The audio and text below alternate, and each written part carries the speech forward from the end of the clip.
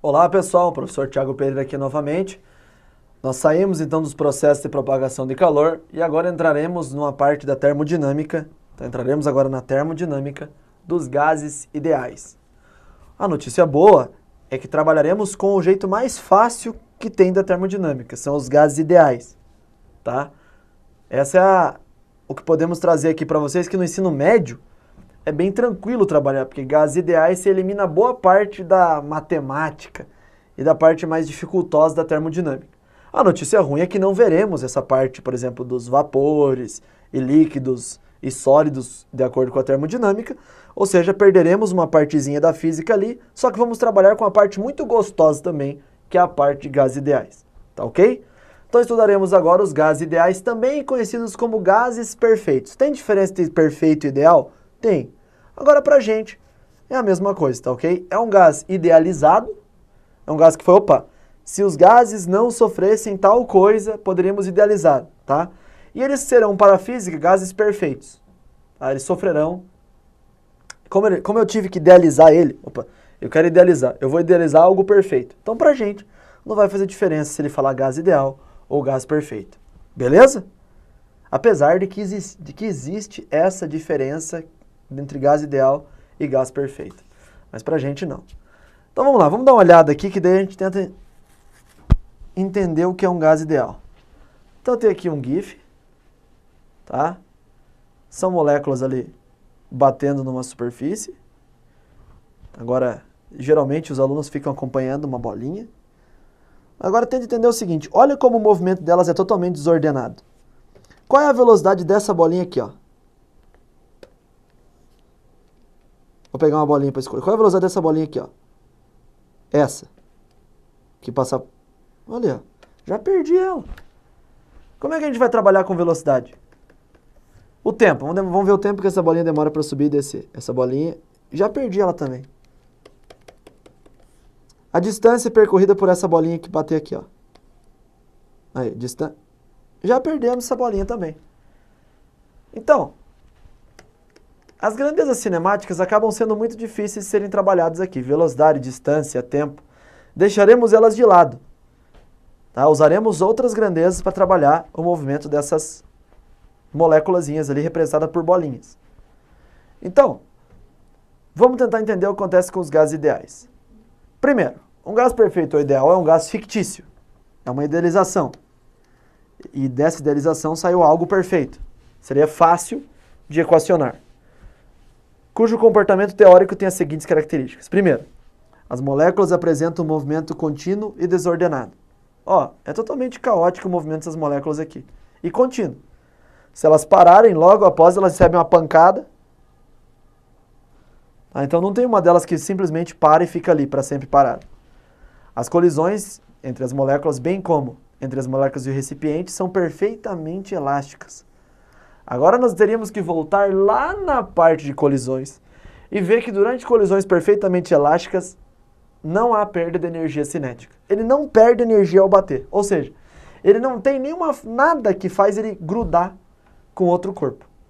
Se essa molécula vai a 30 metros por segundo, bate no recipiente a 30 metros por segundo, ela volta a 30 metros por segundo, ela não perde nada da velocidade dela para o recipiente. Então as colisões são perfeitamente elásticas, ela não perde essa velocidade ao bater no recipiente. E com molécula também. Elas conservam essa energia, ok? As forças de coesão internas e o volume das moléculas são desprezíveis. Não tem força entre elas, elas não possuem volume considerável. Então, na verdade, é como se uma molécula não enxergasse a outra. E quando elas colidem, colisão elástica. Só existe força entre elas durante a colisão. Fora isso, não existe força entre elas, ok? Então o comportamento, como essas variáveis são muito difíceis de serem analisadas, o comportamento vai depender de 3 variáveis: pressão, volume e temperatura. O que é a pressão? É a força média, é a força por unidade de área que essas moléculas batem na superfície. Então essas moléculas aqui elas estão batendo na superfície. Elas vão causar nessa superfície uma certa força. Se eu pegar essa força e dividir pela área, você vai ver que em todos os pontos ali, se eu pegar uma área maior vai ter mais força, então a pressão vai ser igual em todos os pontos quando esse gás estiver em equilíbrio. que é o volume? O volume é o tamanho do recipiente. Quanto maior o recipiente, maior vai ser o volume. E o que é a temperatura? A temperatura está ligada com a agitação das moléculas. Vamos pensar assim, então. Sem botar conta nenhuma. Se eu agitasse mais as moléculas, elas vão bater com maior ou com menor força nos recipientes? Você respondeu? Maior. Bate com mais força, porque ela está mais agitada. Então ela vai causar mais pressão no recipiente. Notem que se eu aumentar a temperatura, eu aumento a pressão. Então tem uma ligação. Se eu diminuo o volume, deixo elas mais concentradas ali, a pressão vai aumentar, elas vão bater mais, vai ter mais moléculas batendo na parede, a pressão aumenta. Então aumento de temperatura, aumenta a pressão. Mas a diminuição de volume causa um aumento de pressão. Então essas grandezas, além de ser grandezas fáceis de medir, por quê? Deixa eu vir para cá. Com um termômetro eu consigo medir a temperatura. Com um manômetro eu consigo medir a pressão. E o volume é fácil, eu calculo ele. Área da base vezes a altura, eu calculo o volume. Eu posso colocar algumas medições de volume aqui no recipiente. Volume tem a ver com tamanho. Então, diferente de velocidade, tempo, aceleração, distância, pressão, volume e temperatura são passíveis de serem medidas. Eu posso ir lá e puf, puf, puf, puf, medir os três. Ok? É fácil medir essas três grandezas.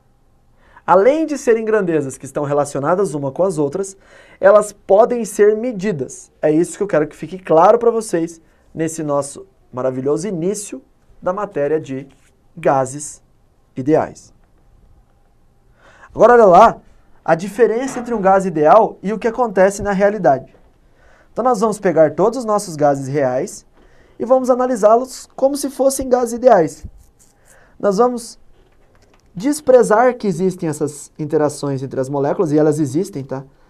As moléculas, elas conseguem sentir ligações secundárias ali, ligações de Van der Waals, umas com as outras. Nós vamos ignorar essas ligações como se as moléculas não interagissem uma com as outras, exceto quando colidem. E nós vamos também desconsiderar o tamanho das partículas. O tamanho das partículas é pequeno em relação aos espaços e interações insignificantes. Já no modelo real, o tamanho é significativo em comparação com o espaço entre elas. Ok? Agora, vem aqui.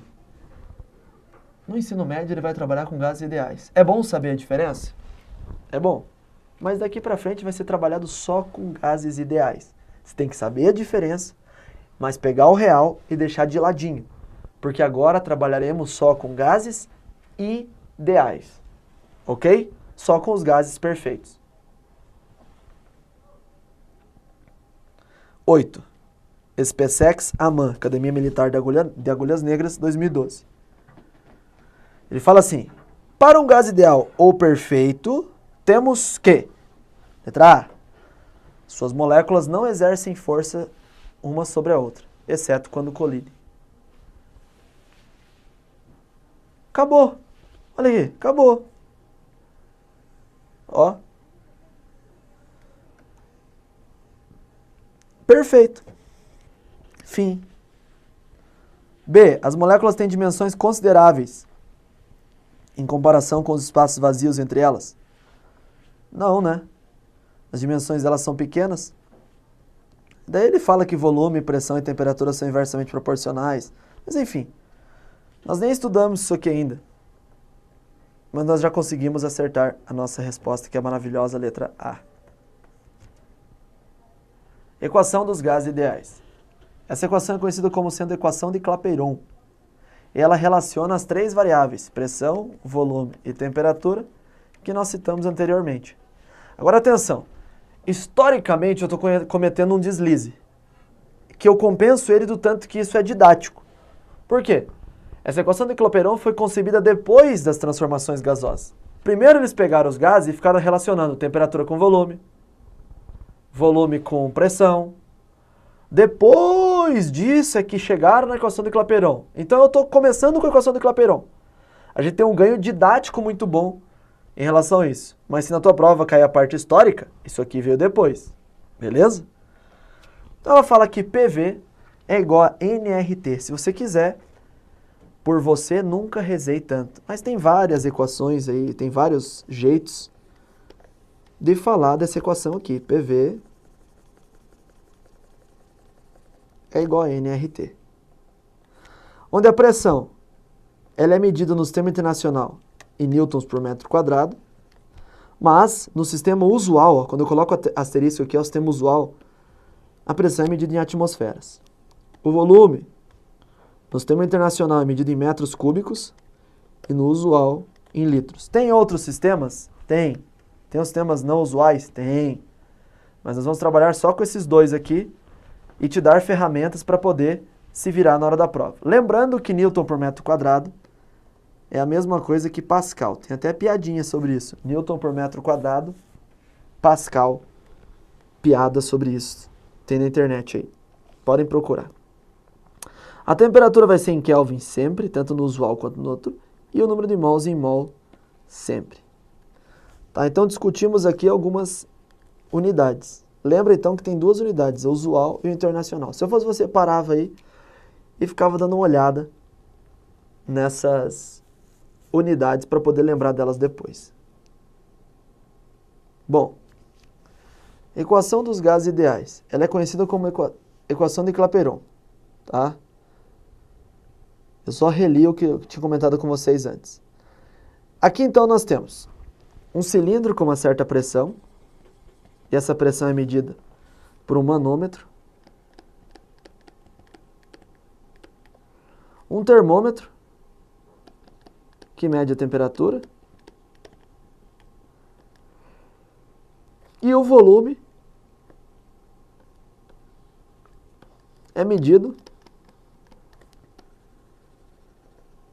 Aqui vai ter uma tampa inteira, né? É medido por geometria. A área da base vezes a altura é o volume. Então vamos lembrar que o volume é a área da base vezes a altura. Essa aqui é a área da base. E essa aqui é a nossa querida altura. Tá? Então aqui, só para deixar bem claro o que a equação de Clapeyron está relacionando. É interessante saber essa física também. Então tem vários tipos de cilindro. Tem aí em hospitais cilindros de oxigênio. Tem também em indústria cilindros de argônio, de oxigênio também. Tá? De argônio não. Pode até ter de argônio também, mas estou falando de acetileno, tem muito em indústrias. O maçarico, aquele fogo que sai de um tubinho. Vocês sabem o que é maçarico, né? Ele dispensa explicações. Mas o maçarico, por exemplo, tem lá oxigênio e acetileno, que sai de 2 tubos. Então, tem vários cilindros que contêm gás. Aí esses cilindros, você quer saber alguma característica deles. Se você sabe 2 características, você vai saber uma terceira característica através da equação de Clapeyron. Agora vem um tópico muito importante, esse R. Esse R, ele é uma coisa fantástica. Ele é uma constante universal dos gases. Tá? Esse R é a constante universal dos gases. No sistema internacional, ele vale 8,3 joules por mol Kelvin. Agora veja. No sistema internacional, nós temos pressão em Newton por metro quadrado, volume em metro cúbico, temperatura em Kelvin e número de mols em mol. De onde é que apareceu esse joule? Na verdade, tinha que ser assim, né? 8,3. Como tem que ser? Como R. Como PV é igual a nRT. O R tinha que ser PV dividido por RT. Por NT. Esse R. Não é PV por NT? Então a unidade do R tinha que ser a unidade do PV pela unidade do NT. A unidade de pressão, no sistema internacional, Newton por metro quadrado. A unidade de volume, metro cúbico. Dividido pela unidade do N, que é mol, e do T, que é Kelvin. Ora, esse metro cúbico com esse metro quadrado, ele corta e vai sobrar só metros em cima. Então vai ficar, na verdade, 8,3 Newton metro por mol Kelvin. Legal. Mas isso ainda não apareceu, joule. Aí você vai ter que ir lá atrás E lembrar de um amiguinho, trabalho, que é força vezes distância vezes o cosseno do ângulo. Como o cosseno do ângulo não tem unidade, vou deixar ele de lado. Trabalho que é FD. Trabalho em joules, força em newton, distância em metro. Ou seja, esse newton metro quer dizer joule, por isso que ele é em joule por mol Kelvin. Por isso que essa é a unidade no sistema internacional. Agora, quando a pressão está em atmosfera, volume em litro, quantidade de matéria em mol e temperatura em Kelvin, ele está em atmosfera litro por mol Kelvin.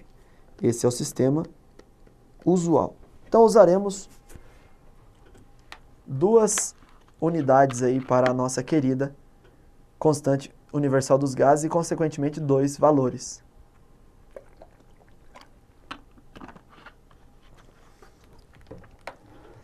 A temperatura deve estar em Kelvin. Ah, não é grau Kelvin, deve estar em Kelvin.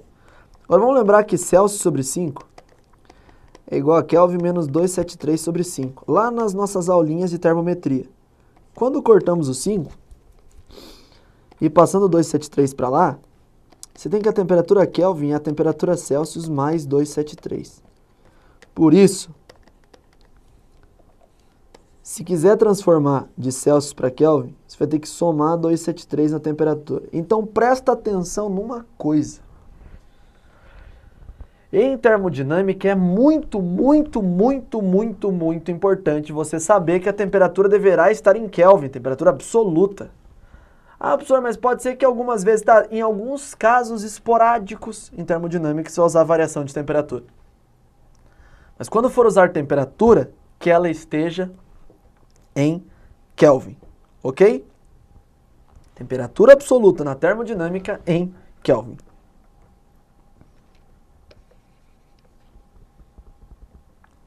A quantidade de matéria, que é esse que aparece, conhecida também aí por número de mols, mas o correto é falar quantidade de matéria, pode ser obtida através da expressão Mzinho por Mzão.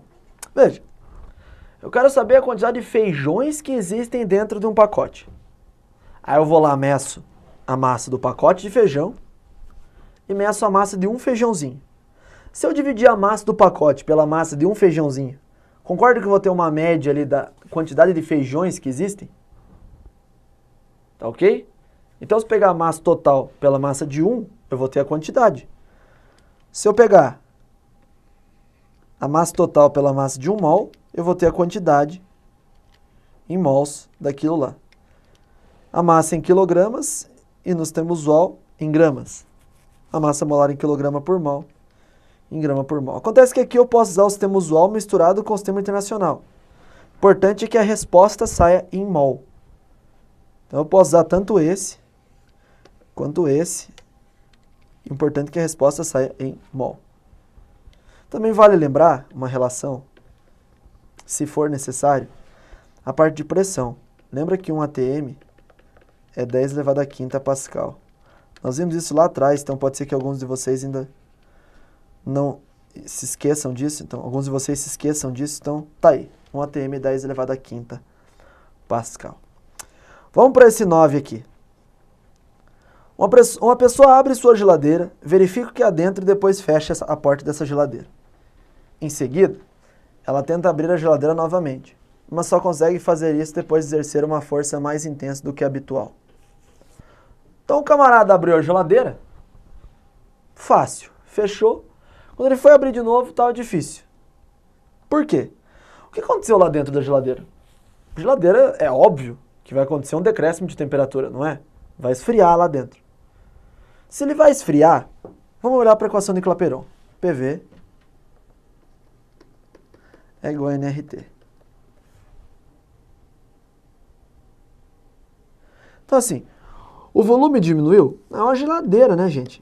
Ela tem o mesmo volume, então não diminuiu. O motor está funcionando com potência máxima?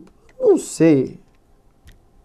A força exercida pelo ímã fixado na porta da geladeira aumenta. Cara, isso aqui é estrondosamente estranho. A pressão no interior da geladeira está abaixo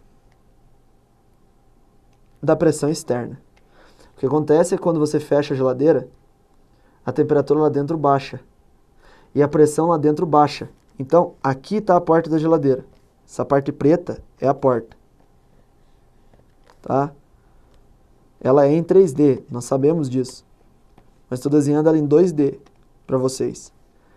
Aqui, a pressão baixa. Então aqui vai ter uma pressão maior do que aqui dentro. Por que a pressão baixa? Porque a temperatura baixou, a pressão vai baixar. Então, com a pressão baixa, é mais difícil para ele abrir a geladeira.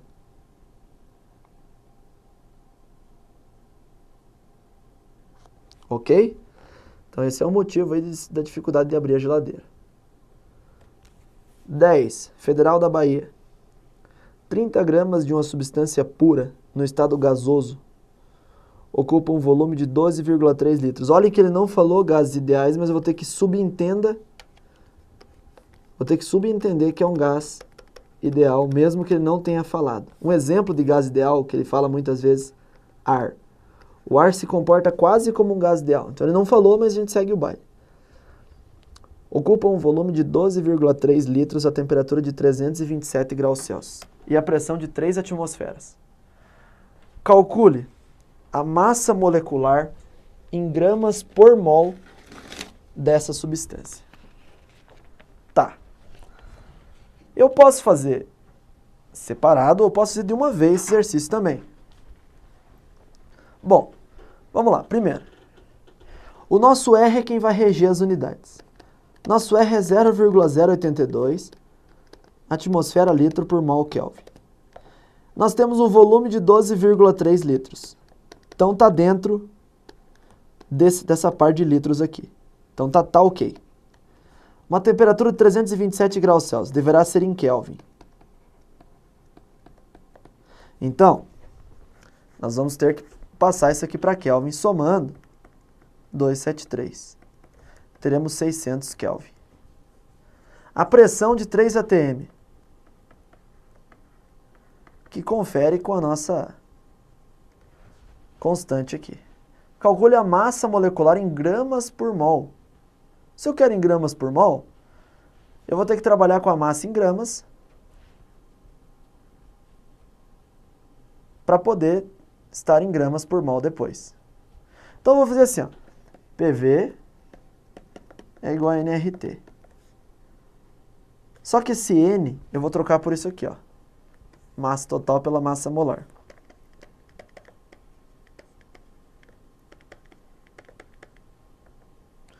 Nós vamos ter o seguinte: pressão, 3 atm.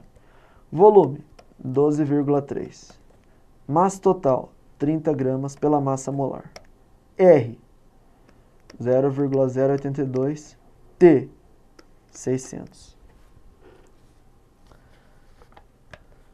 Então teremos o seguinte: 3 vezes 12,3 dá 36,9. Vamos para lá, ó. 30 vezes 0,082 vezes 600 dá 738 sobre M.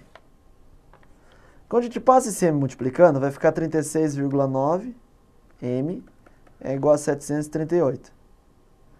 Nós teremos um M, que é 738, dividido por 36,9. Teremos um M de 20 gramas por mol.